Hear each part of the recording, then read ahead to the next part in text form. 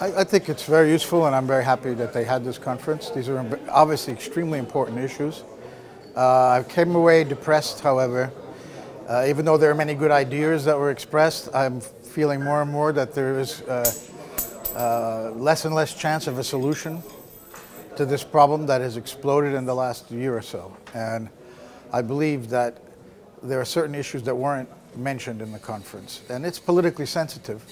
For example, the situation in Iraq and Syria have come about after the United States invasion of Iraq that overthrew Saddam Hussein. You know, as bad of a dictator as Saddam was, and as bad as Assad is in Syria, these countries were stable, and there was no terrorism in those countries. And now they are unstable, and there's lots of terrorism. Yeah. And the other issue is Libya as well. The removal of Gaddafi has now created terrorism in Libya. Well, I think the idea of a convention, new language for a convention on terrorism is an excellent one. I think you've done good work to put that together. But as I said in the last meeting, I think the definition of terrorism is a really difficult one, and is really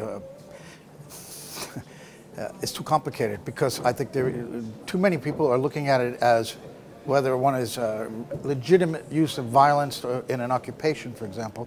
And I don't think the cause is important. It's irrelevant. It's a tactic, terrorism. The tactic should be isolated from the cause. You can condemn the tactic of attacking civilians by non-state actors for an ideological or political reason. If you only attack that, you get a much easier agreement amongst countries. But when you get involved in what the cause is, for example, the Palestinian cause, many people agree that this is legitimate, but the tactic of using terrorism can be disagreed with. So it's not an issue of the cause, it's a matter of isolating it as a tactic. Yes. Well, I don't agree with the case-by-case basis. I think I would recommend you rewrite that portion, but I mean, nobody's going to listen to me, but that's what I would say. I think it's important to have a follow-up conference. This issue also of human rights and fighting terrorism is vital, because we've seen so many abuses of human rights in the so-called war on terror.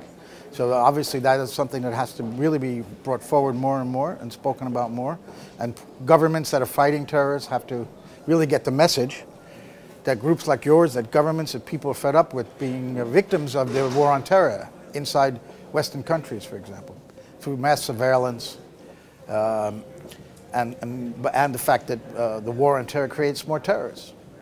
No, it's an excellent topic. It's very timely.